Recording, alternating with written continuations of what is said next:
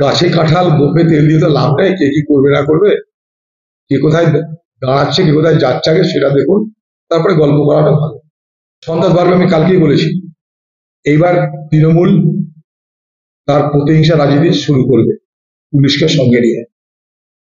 এই বাংলা আগামী দিনে ক্রমশ রক্তাক্ত হতে থাকবে।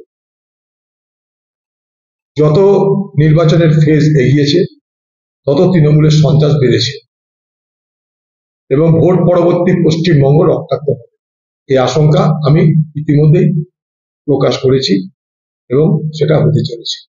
প্রশাসন কি করবে? যে সাংবাদিক তৃণমূলের হয়ে দালালি করবে তাদের খাতির আছে, আর যারা তৃণমূলের দালালি না করে নিরপেক্ষ সংবাদ পরিবেশন করবে বাংলায়, তাদের বিপদ আছে। এটাই বাংলার নিয়ম, এটাই বাংলার সরকারের নীতি। তৃণমূল ওদিকে মোদি তো মোটামুটি 543টা ছুঁয়েই ফেললো, প্রায় 415টা বোধ পৌঁছে গেছে, রাতের মধ্যে তো 543 ছুঁয়ে। দিদি 42-এ কেন থাকবে? 420টা করে দিলেও পারে, 20 করে দেওয়া বেশ। ধরেনি তাই ধরা পড়ে। তৃণমূলের যারা অপরাধী তাদেরকে পুলিশ ধরে না তাই তারা ধরা পড়ে, ধরলে তারা ধরা পড়ে। তৃণমূলকে ধরবেন তো ধরা পড়তো না, চাপে পড়ে ধরেছে। সংস্থার চাপ, রামকৃষ্ণ মিশনটা প্রতিষ্ঠিত প্রতিষ্ঠান তাদের চাপ, বাংলার মানুষের সমালোচনা তাদের চাপ, চাপের কাছে মাথা নিচু করে ধরেছে। এর বেশি আর কি হয়েছে? ধরেনি, তার ধরতে চাইনি তাই ধরে। ভোট ছিল তাই ধরেনি, ভোটে কাজে লাগাতে হবে মস্তাদের তাই ধরে। ভোট শেষ হয়েছে এবার ধরেছে, মুখ রক্ষার জন্য ধরেছে।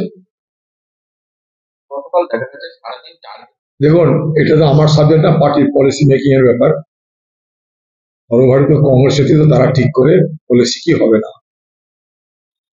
তবে মমতা ব্যানার্জি ইন্ডিয়া জোটে অংশগ্রহণ না করে তিনি বুঝিয়ে দিয়েছেন যে তিনি ভারতবর্ষে একজন সুবিধাবাদী নেত্রী। ইন্ডিয়া জোটে তিনি প্রথমে ছিলেন, সেখান থেকে বেরিয়ে এসেছেন, ফলে ভারতবর্ষের সব মানুষ এটা জানে। আজকে তার যদি হুঁশ ফেরে, যদি তার সদ্বুদ্ধির উদয় হয়, তাহলে তিনি ইন্ডিয়া জোটে আসবেন, সেটা তার ইচ্ছা। বাকি কাকে নেবে না নেবে, কার ইন্টারভিউ করা হবে কি হবে না, সেটা সর্বভারতীয় কংগ্রেস ঠিক করবে। আমি পশ্চিমবঙ্গে কংগ্রেস দলের পক্ষ থেকে বামের সঙ্গে জোট করে একসঙ্গে লড়াই করেছি, মমতা এবং বিজেপি উভয়কে হারাতে। এই কথা বলতে আমার কোনো দ্বিধা নেই এবং আমি যা করেছি সঠিক কাজ করেছি। প্রশাসন দেখবে দুর্ভাগ্যগুলো। আমরা চাই আইন শৃঙ্খলা যেমন সুস্থ স্বাভাবিক থাকুক, নির্বাচন আসে যায়, মানুষের প্রাণ যেন না যায় কোনো কারণে। এগুলো যে মানে বান্ডেল অফ লাইফ, অর্থাৎ থরে থরে মিথ্যা কথা বলেন, এগুলো যে সেই মিথ্যার সমস্ত বান্ডিল। 400, কেউ বলছে 415, কেউ বলছে 393, আমি বলছি আবার 543 করে দেয় বুদ্ধিমানের কাজ। আর দেশে কোনো পার্টি নেই, মোদি একাই আছে। 543টা মোট আসন লিখে দাও, 543টার মধ্যে জিতে গেছে, অসুবিধা কি? গাঁজা খেয়ে ভাঙ খেয়ে যদি কেউ হিসাব করতে লাগে, এরকমই হিসাব মারা। হ্যাঁ হয়েছে, আজকেই বৈঠক হয়েছে এবং আমরা ভারতবর্ষের ক্ষমতায় আসছি সেটা নিশ্চিত করেছে সর্বভারতীয় নেতৃত্ব আমাদেরকে। হ্যাঁ, মিটিং হয়েছে আজকে, সেখানে সর্বভারতীয় নেতৃত্ব বলছে আমরা ক্ষমতায় আসছি। বাকি এইসব বিভ্রান্তিতে যেন আমরা পা না দিই। এটা একটা সাইকোলজিক্যাল ওয়ারফেয়ার।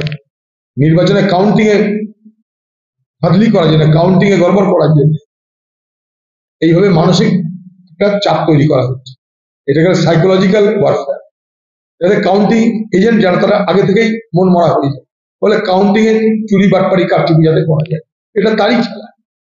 সেই জন্য আমাদের প্রত্যেকে যারা কাউন্টিং এজেন্ট হবে তাদেরকে আমি বলবো, বাংলার তরফ থেকে, বাংলার কংগ্রেসের দায়িত্বে আছেন, যে আপনারা সবাই কাউন্টিং এজেন্ট যারা, শেষ ব্যালট পর্যন্ত গুনবেন, শেষ সিগনেচার পর্যন্ত আপনারা নির্বাচনের কাউন্টিং ছাড়বেন না। কারণ অনেক রকমের ধাঁধলি হবে, অনেক রকমের কারচুপি হওয়ার সম্ভাবনা আছে।